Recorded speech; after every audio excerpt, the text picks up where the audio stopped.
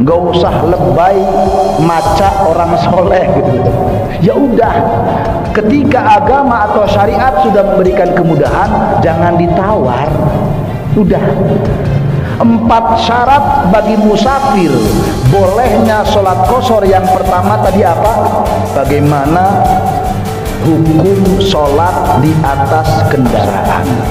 Pernah viral dalam setahun ini kalau nggak salah beberapa bulan yang lalu di medsos itu ada video orang sholat kok arahnya beda-beda. Pernah ya? Ternyata Assalamualaikum warahmatullahi wabarakatuh.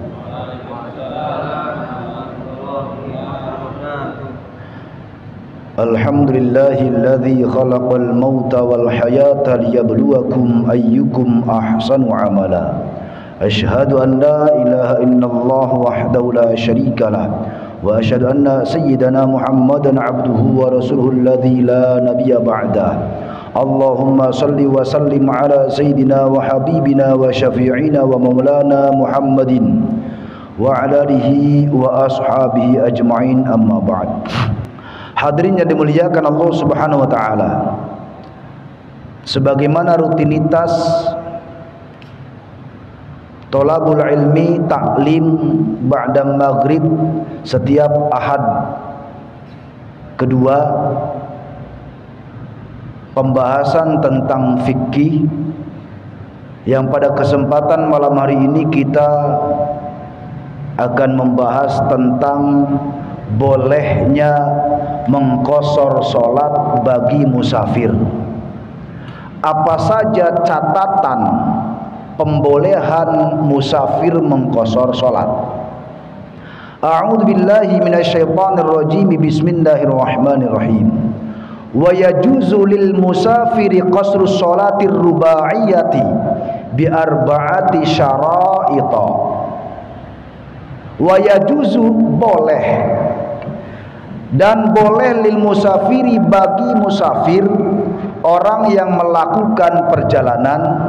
Apa yang diperbolehkan? Qasrus sholati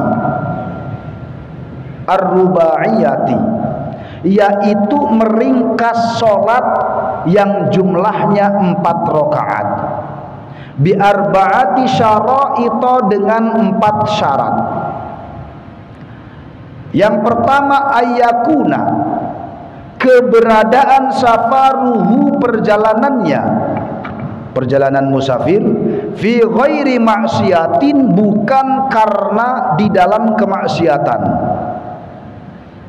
Artinya seseorang diperbolehkan, bagi musafir ini, mengqashar sholatnya itu bukan karena perjalanan tersebut mengandung kemaksiatan. Misalnya merampok, begal, atau perkara-perkara yang lain yang perjalanannya itu mengandung kemaksiatan, tidak boleh.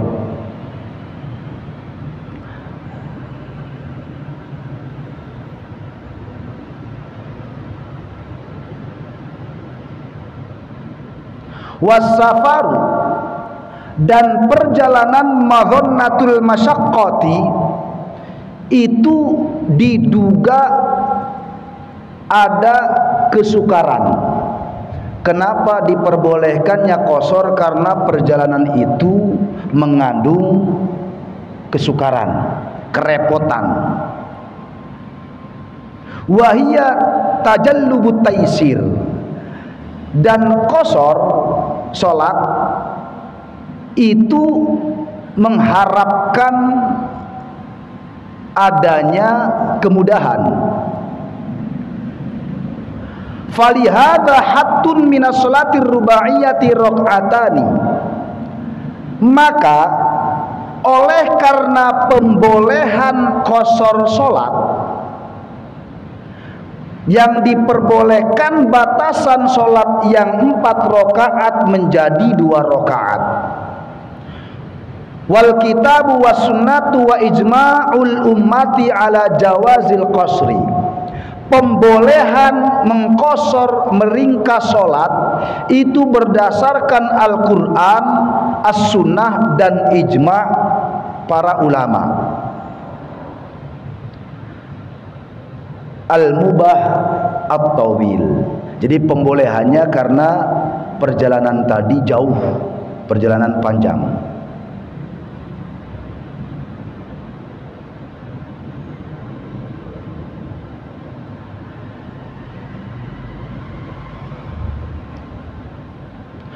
Wa tafsil ya'ti insyaallah ta'ala. Qala Allah ta'ala, Allah ta'ala berfirman berkaitan dengan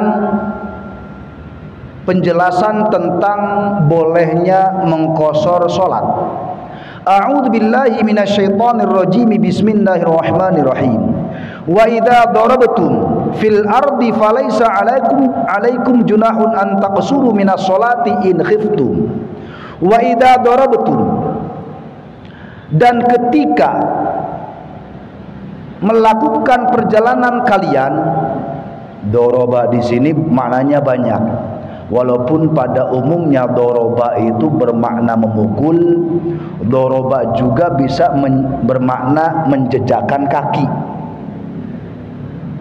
bisa bermakna menampar, bisa bermakna perkalian. Doroba. Wa idza darabtum, dan ketika kalian melakukan perjalanan fil ardi, di muka bumi, falaisa 'alaikum junahun, maka tidak ada penghalang bagi kalian antaqsuru minas sholati, untuk mengqashar kalian minas sholati, daripada sholat, in khiftum, jika kalian merasa khawatir.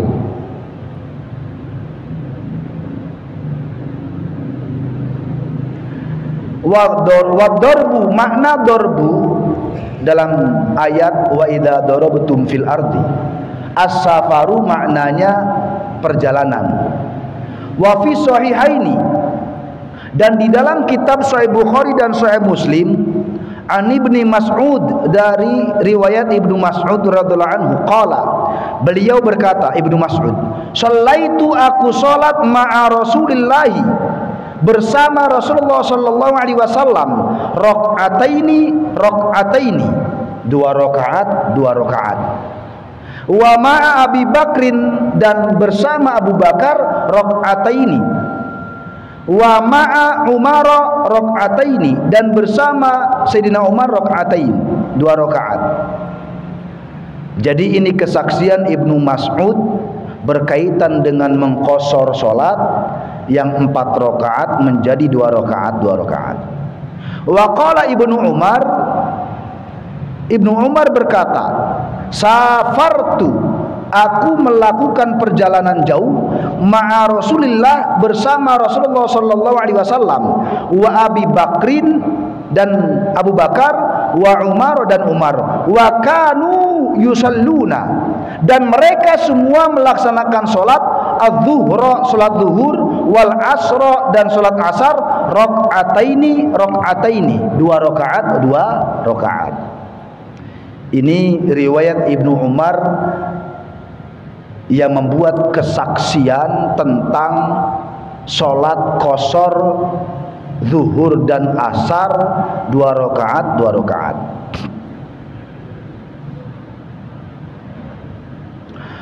Thumma syartus safari, kemudian syarat safar, perjalanan, ayyakuna fi ghairi ma'siyatin, adanya perjalanan tersebut tidak mengandung maksiat. Fayasmilul wajiba, boleh perjalanan tersebut mengandung perkara wajib. Kasafaril haji, seperti perjalanan haji. Ini perjalanan yang memuat perkara wajib. Wa qada'id duyuni, dan membayar hutang. Membayar hutang itu hukumnya wajib. Wa nahwihima, dan contoh lainnya. Wa yasmilu, dan bisa juga memuat safar tadi al-manduba, perkara pada perkara yang disunahkan, ka haji tatawwu'i, seperti haji tatawwu'. Apa itu haji tatawwu'? Istilah haji tatawwu' itu adalah haji bagi orang yang melaksanakan haji kedua kali atau haji berikutnya. Tatawwu' itu bermakna sunnah. Jadi haji yang kedua, yang ketiga atau sampai yang berikutnya itu hukumnya sunnah. Sebab haji itu hanya wajib dilakukan sekali seumur hidup, manis tato'a ilaihi sabila. Itu pun berlaku bagi orang yang mampu dalam menempuh perjalanan. Wasilaturrahimi, dan menyambung tali silaturahim. Kalau bahasa kita mah yang masyhur di Indonesia itu, masyhur dan beramai-ramai, udah menjadi budaya, itu tradisi mudik. Tradisi mudik itu kan niatnya silaturahim. Itu budaya yang sudah mengakar di bangsa Indonesia. Itu termasuk safar sunnah. Wa nahwihima, dan contoh yang lainnya. Wa yasmilul mubaha, dan safar yang mencakup perkara mubah, kasafari tijaroti, seperti perjalanan untuk berdagang, bisnis. Ada nanti. Wa tanazzuhi, nah di sini bermakna perjalanan yang bersifat rekreasi. Wa yasmilul makruha, dan diperbolehkan pula safar yang mencakup perkara yang dimakruhkan, makruh. Kasafaril munfaridati an rafiqihi, seperti orang yang melakukan perjalanan sendiri tanpa ada teman.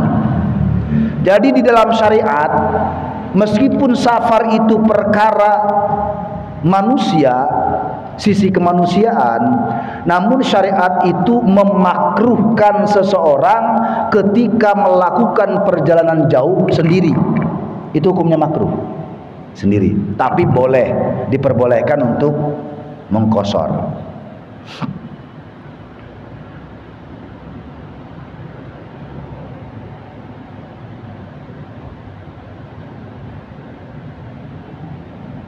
Wa minal aghradi, dan diantara tujuan-tujuan yang diperbolehkan nih, Syekh Abu Muhammad menyatakan, tawafus sufiyatil liru'yatil baladi wal aqadimi, yaitu kelilingnya sufi, ulama-ulama sufi, untuk melihat berbagai negara dan pencatatan ilmu.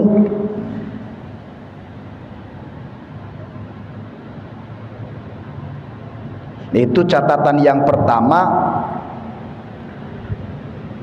syarat diperbolehkannya bagi musafir untuk mengqashar sholat, yaitu perjalanannya tidak mengandung kemaksiatan. Wantakuna,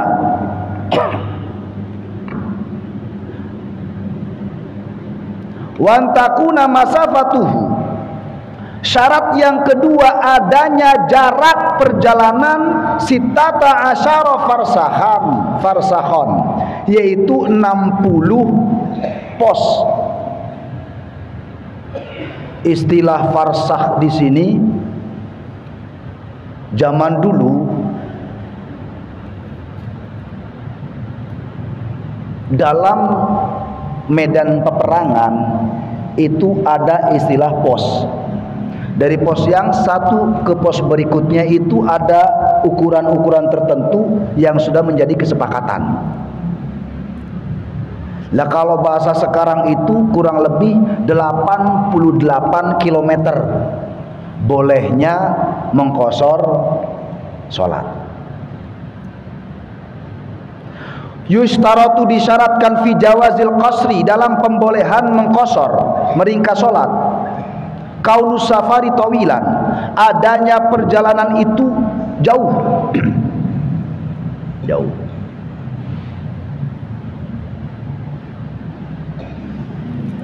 Ini yang menjadi catatan, kira-kira 88,5 malah. Ada yang menyatakan 88 kurang lebih kilometer. Kira-kira dari sini ke Indramayu ada ya? Kalau ke Karawang belum ya? Karawang belum, Indramayu lah. Atau sebelum Indramayu apa tuh? Subang. Pokoknya kira-kira perjalanan minimal 88,5 km itu pembolehan jarak bagi musafir untuk melaksanakan sholat qashar. Di luar daripada itu tidak boleh. Kemudian ada yang bertanya, ini produk hukum fikih semacam ini kan tempo dulu, yang jarak jauh semacam itu membutuhkan waktu yang lama dan kendaraan yang seadanya. Bagaimana sekarang misalnya dari sini ke Surabaya naik pesawat, katanya 2 jam ya, 1 jaman ya, kurang lebih 1 jam lebih lah. 8 dari sini ke Surabaya udah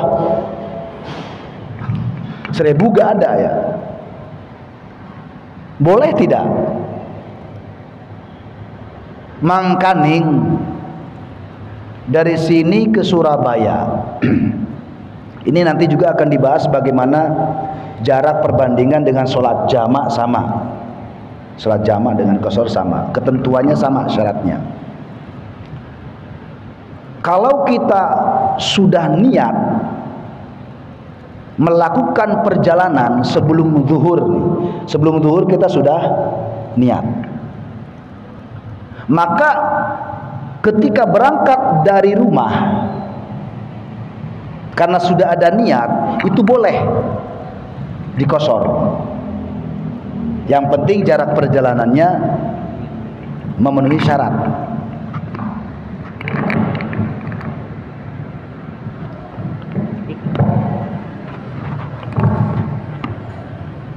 Yang penting jarak perjalanannya memenuhi syarat. Lah masalahnya dari sini tengah 1 misalnya berangkat habis sholat zuhur, naik pesawat, nyampe Surabaya ke masih zuhur keneh gitu. Atau dari sini sholat jamak, jamaknya jamak takdim, berarti sholat asar ditarik ke sholat zuhur, jamak takdim. Ya sebelum kita berangkat dari rumah boleh melaksanakan sholat jamak zuhur dengan asar. Berangkat ke Surabaya, nyampe Surabaya masih sholat zuhur. Pertanyaannya, bagaimana kedudukan hukum sholatnya? Sah atau tidak? Kalau kembalikan pada syarat jarak, sah. Lalu bagaimana ketika nanti waktu sholat asar tiba? Ya nggak usah, nggak usah sholat, udah dijamak. Sebab kedudukan kita musafir. Itulah rukhsah dari Allah Subhanahu wa ta'ala. Apa alasannya? Alasannya dikiaskan pada sebuah riwayat hadis yang menyatakan suatu kali Rasulullah SAW menyampaikan tentang bolehnya berbuka puasa, artinya tidak puasa, bagi orang yang melakukan perjalanan jauh. Kemudian ada sahabat menyela, ya Rasul, saya kuat kok berpuasa dengan perjalanan jarak jauh tadi. Apa kata Nabi? Jangan engkau sia-siakan anugerah dari Allah. Artinya Allah sudah memberikan keringanan, Allah sudah memberikan rahmatnya, jangan disia-siain. Gak usah lebay maca orang soleh gitu. Ya udah, ketika agama atau syariat sudah memberikan kemudahan, jangan ditawar. Udah, saya kuat kok maksa, silahkan. Tapi Nabi menyatakan jangan maksa. Kenapa Nabi menyatakan demikian? Khawatir ketika Nabi memperbolehkan dari riwayat semacam ini, khawatir umatnya memaksa-maksakan diri padahal mah kagak kuat, sehingga agama dianggap beban bagi hamba-hambanya, apalagi bagi orang yang baru masuk Islam, apalagi bagi orang di luar Islam. Oh, Islam kejem gitu.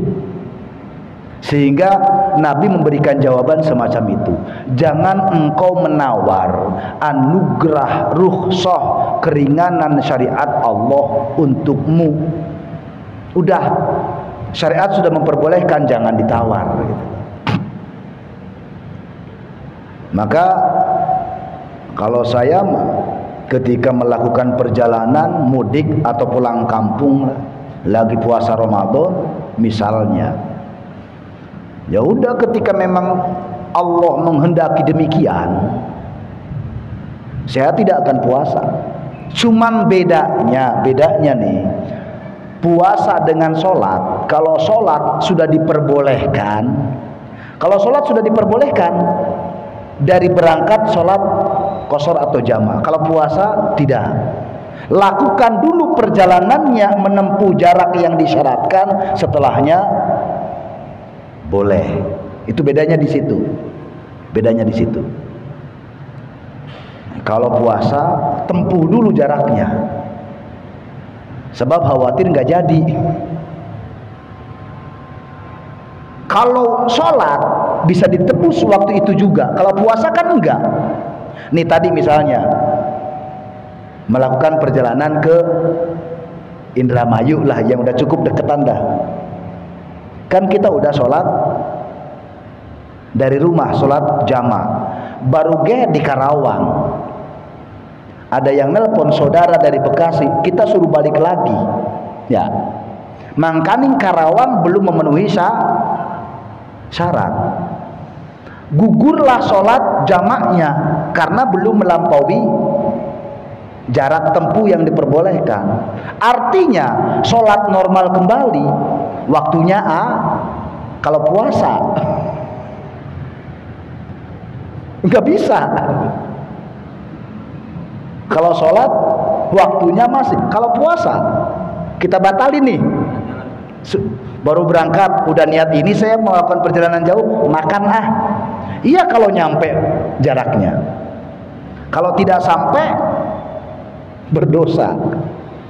Kalau sholat waktunya masih ada untuk melakukan sholat. Kalau puasa nggak ada. Jadi tempuh dulu jarak minimal yang menjadi syarat, setelahnya monggo. Itu perbedaannya di situ. Kemudian ada orang menyatakan lagi, dulu pembolehan tentang sholat qashar dan jamaah itu karena masyaqqat, kesukaran dalam perjalanan. Sekarang enteng-enteng saja tuh, apalagi tadi naik pesawat jet pribadi pula misalnya, masyaqqatnya di mana gitu ya.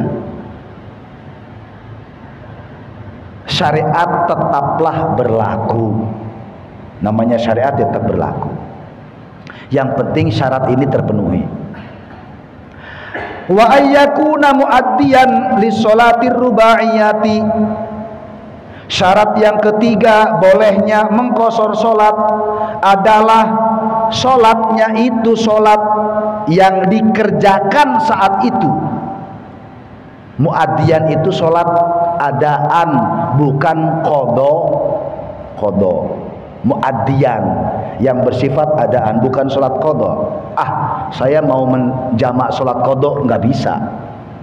Yang diperbolehkannya adalah sholat muaddiyan. Muaddiyan itu waktu yang ada pada saat itu, bukan sholat qadha. Karena sholat qadha itu sholat yang tertinggal sebagai hutang. wa ayyanwiyal qasra ma'al ihrami.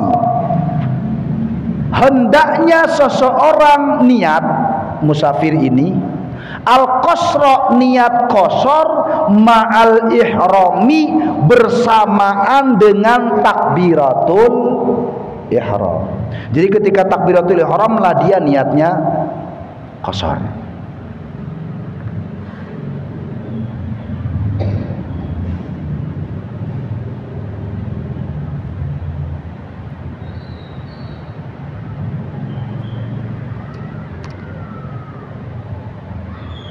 Nah, maksud di sini ada perbedaan berkaitan dengan qasar, sebab qasar itu hanya dilakukan pada waktu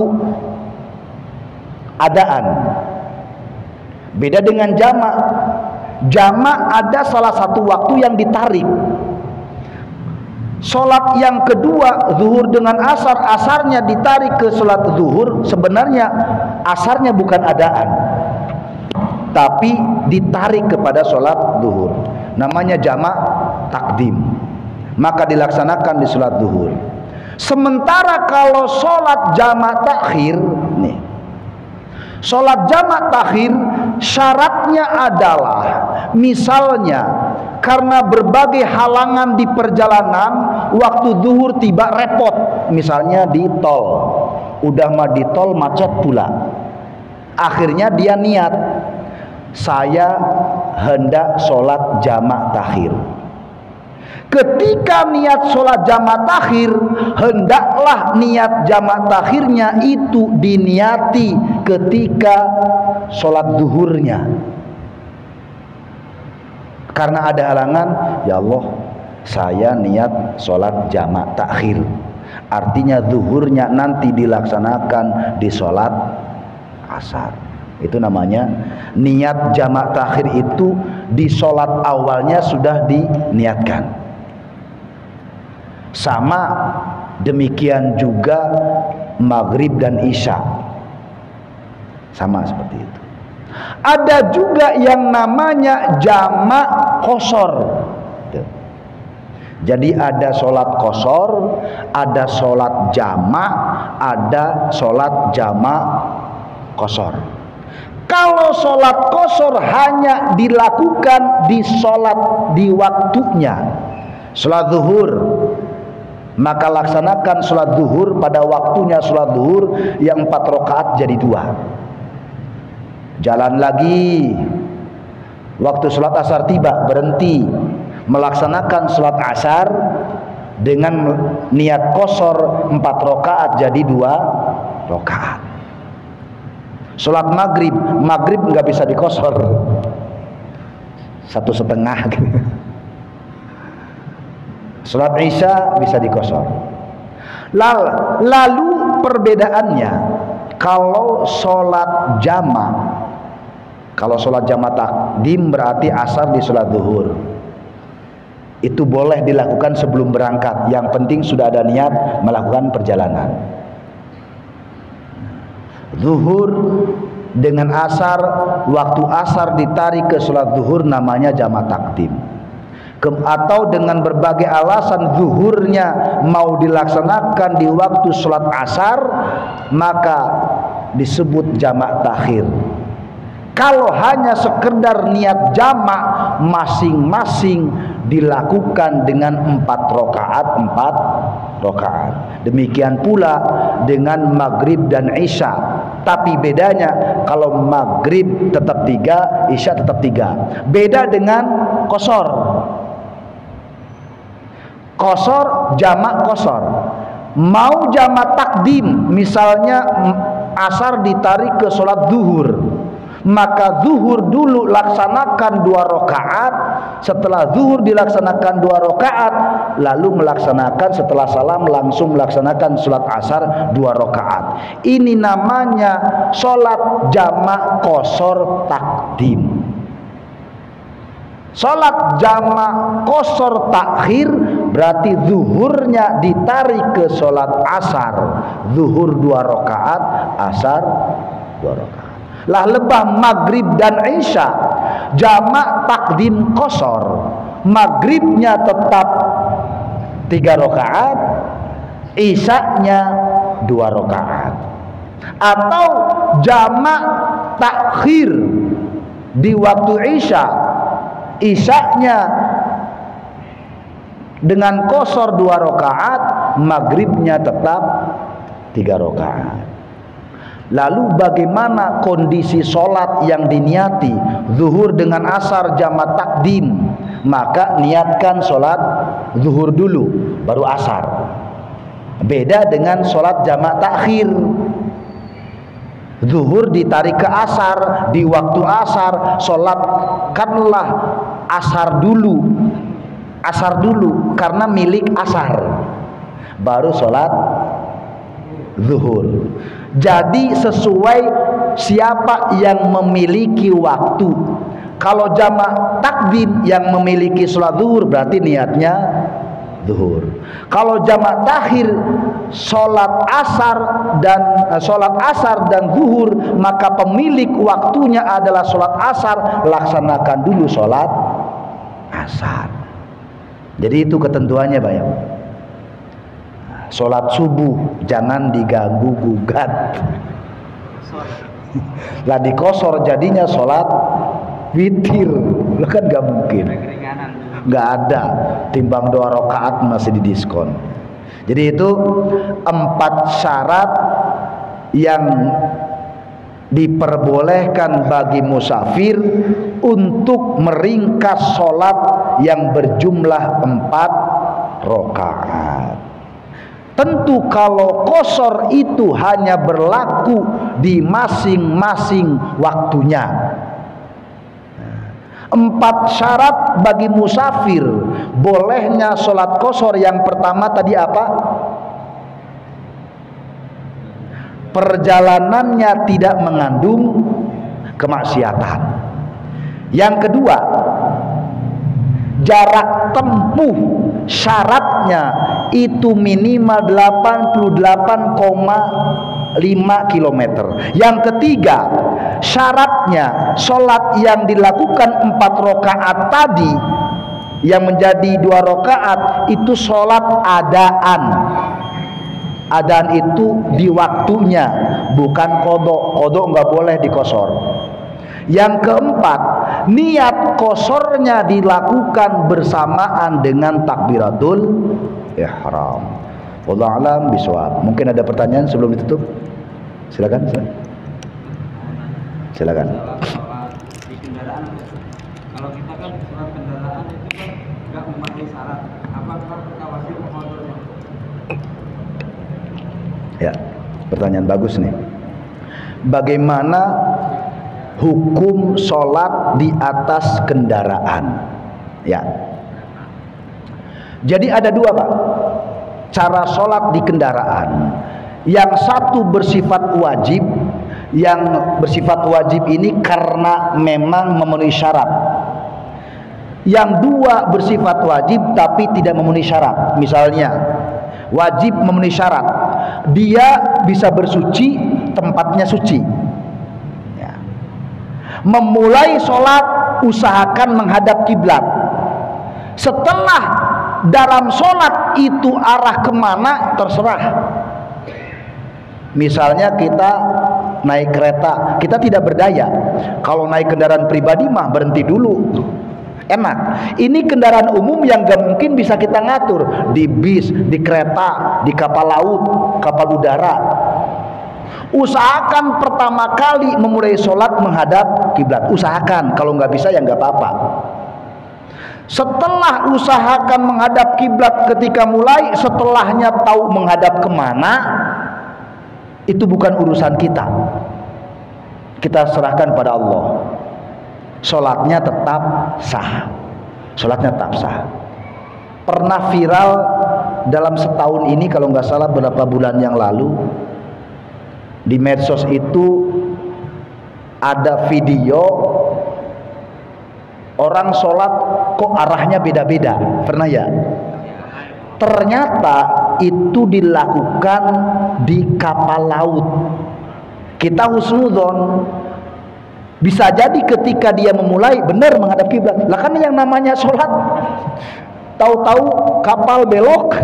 Lah ketika belok, orang memulai sholat lagi ngadapnya beda. Lah ketika belok yang pertama kan udah beda. Jadi yang model begitu tidak dipermasalahkan. Usahakan jika mampu sambil berdiri. Kalau takut khawatir karena terombang-ambing boleh duduk. Misalnya di perahu. Kalau kapal mah rada anteng, kalau perahu dayung. Iya, kalau yang biasa berdiri lagi sholat, kalau nggak sanggup sambil duduk karena khawatir tenggelam atau teroleng lah bahasanya. Itu ya. Yang kedua, wajib tapi tidak memenuhi syarat. Namanya sholat lihurmatil waktu. Mau bersuci tidak ada air. Enggak ada air. Mau tayamum gak keder. Tempatnya nggak yakin suci. Tetaplah dia wajib melaksanakan sholat ketika waktu zuhur. Kayaknya nih jauh nggak bakal nemu musola atau nggak bakal berhenti. Laksanakan saja sholat meskipun tanpa wudhu. Apakah sah sholatnya? Sholatnya sih nggak sah, namanya batal, namanya tidak suci. Tapi niatnya menghormati waktu. Jika kemudian waktunya tiba berhenti sholat, waktu sholat masih memenuhi, sholat. Ketika tidak memenuhi, qadha. Tapi tetaplah dilaksanakan tadi karena menghormati, namanya sholat lihurmatil wakti. Itu saja. Oke? Jelas jamaah? Cukup? Alhamdulillahirrahmanirrahim. Demikian, mudah-mudahan sedikit banyaknya ngaji kita pada malam hari ini bermanfaat. Amin ya rabbal. Al-Fatihah. A'udzu billahi minasyaitonir rajim. Bismillahirrahmanirrahim. Alhamdulillahi rabbil alamin arrahmanir rahim maliki yaumiddin. Iyyaka na'budu wa iyyaka nasta'in. Ihdinas siratal mustaqim. Siratal ladzina an'amta 'alaihim ghairil maghdubi 'alaihim waladdallin. Rabbighfirli wa liwalidayya wal masyayikhina amin ya rabbal alamin. Demikian, mohon maaf kurang lebihnya. Wallahul muwaffiq ila aqwamit thoriq. Assalamualaikum warahmatullahi wabarakatuh. Alhamdulillahirabbil alamin.